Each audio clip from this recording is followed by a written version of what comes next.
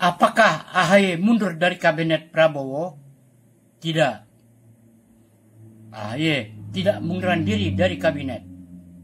Berikut penjelasannya secara lebih rinci. Jabatan AHY di kabinet Jokowi dan Prabowo. 1. Menteri ATR BPN pada kabinet Jokowi.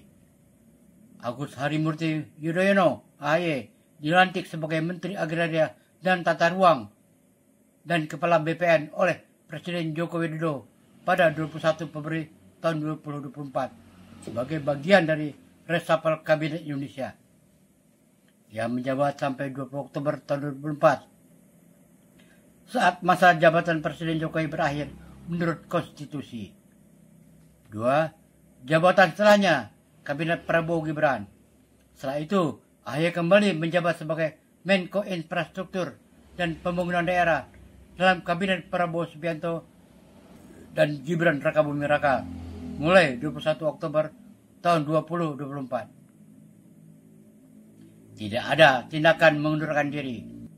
Tidak ada laporan bahwa AHY mengundurkan diri secara sukarela dari posisi menteri.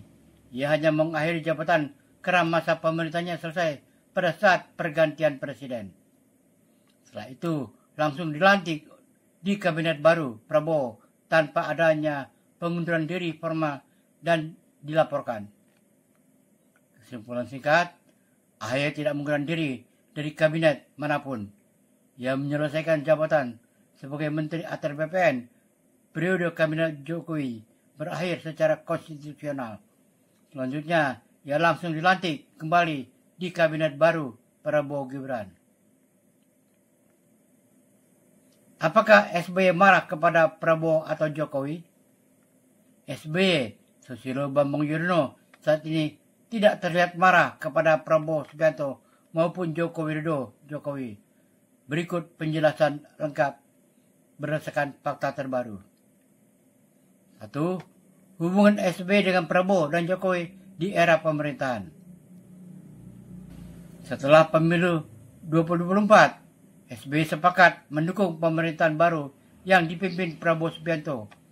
Ia bersama Jokowi menyatakan dukungan penuh kepada pemerintahan baru pada September tahun 2024.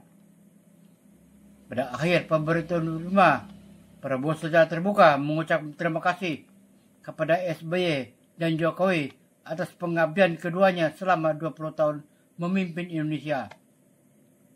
Prabowo menyebut ini sebagai bentuk kebanggaan dan sinergi antar presiden terdahulu.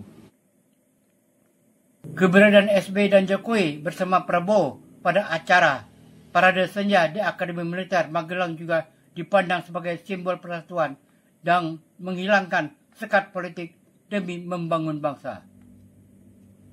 2. Peran SBY pada pemilu 2014 menjembatani, bukan marah. Selama pemilu 2014, SBY agaknya tidak menerikan siapapun, tapi menempatkan diri sebagai penengah. Ia mengundang Jokowi, JK, dan Prabowo Hatta ke kediamannya untuk menenangkan situasi politik agar tidak terjadi benturan antar pendukung. Kesimpulan, apakah SBY marah? Tidak ada bukti bahwa SBY marah kepada Prabowo atau Jokowi saat ini. Justru yang terlihat adalah kolaborasi simbolik antar tokoh nasional. Tidak ada konflik publik antara SBY dan kedua tokoh tersebut tahun 2025. Bahkan sebaliknya, terdapat sinergi saling menghormati dan mengakui jasa dalam menjaga bangsa dan negara. Komunitas juga memandang SBY sebagai pribadi yang berhati-hati dan kadang dianggap drama queen, tapi konteks ini lebih pada gaya komunikasi politik ketimbang kemarahan aktual. Tuduhan jas biru kepada siapa? Sepertinya tuduhan kepada Partai Demokrat, dikenal juga sebagai Partai Biru yang disebut-sebut menjadi dalang di balik isu ijazah palsu Presiden Joko Widodo Jokowi. Tuduhan Partai Biru dalam isu ijazah Jokowi. Pada 24 Juli tahun 2025, Edi Baskoro Yudhoyono, EBI, sebagai Ketua Fraksi Partai Demokrat di DPR RI menegaskan bahwa tuduhan ini tidak memiliki dasar fakta. Menurutnya itu adalah fitnah keji, adu domba politik yang sesat dan tidak berdasar. Demokrat juga menyatakan siap mengambil langkah hukum terhadap pihak yang menyebarkan klaim tersebut tanpa bukti yang valid. Apa sebenarnya isunya? Isu ini melibatkan narasi bahwa Partai Demokrat secara sistematis menyebarkan kabar bahwa ijazah Jokowi palsu. Namun, semua keterkaitan itu dibantah keras oleh Demokrat. Mereka menegaskan tidak ada bukti keterlibatan partai atau figur resmi dan bahwa isu tersebut muncul dari klaim yang tidak kredibel. Apakah Jokowi menuduh jas biru sebagai backingan tentang ijazah palsu? Jokowi tidak secara implisit menuduh Partai Biru atau Partai Demokrat sebagai backing atau penggerak di balik isu ijazah palsu. Berikut penjelasan lengkap berdasarkan pernyataan dan fakta baru. 1. Pernyataan Jokowi soal isu ijazah palsu.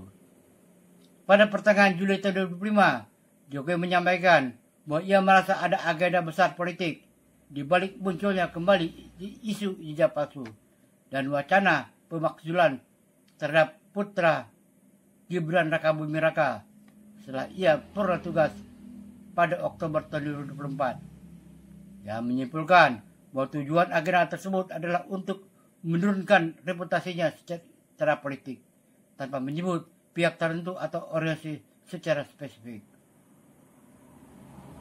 2. Tanggapan Partai Demokrat terhadap tuduhan Partai Biru. Partai Demokrat yang sering dijuluki Partai Biru membantah keras semua tuduhan keterlibatan dalam isu ini. Herzaki Mahendra Putra, Kepala Badan Komunikasi Strategis Demokrat, menyatakan bahwa tuduhan tersebut adalah fitnah yang menyesatkan dan tidak berdasar. Edi Baskoro Yudhoyono, Ibas, Ketua Fraksi Demokrat di DPR, menegaskan bahwa tuduhan tersebut potensial sesat dan merusak nama baik partai dan mengancam akan melakukan upaya hukum. Kesimpulan, Jokowi tidak menuduh secara langsung Partai Demokrat sebagai pihak yang membackingi isu ijazah palsu. Ia hanya menyampaikan kecurigaan adanya motivasi politik yang terstruktur di balik isu tersebut. Sementara itu, Partai Demokrat menyatakan tuduhan itu sebagai fitnah dan siap menempuh jalur hukum. Kan saya sudah sampaikan, feeling saya mengatakan ada agenda besar politik dalam tuduhan ijazah palsu maupun pemakzulan. Artinya memang ada orang besar, ada yang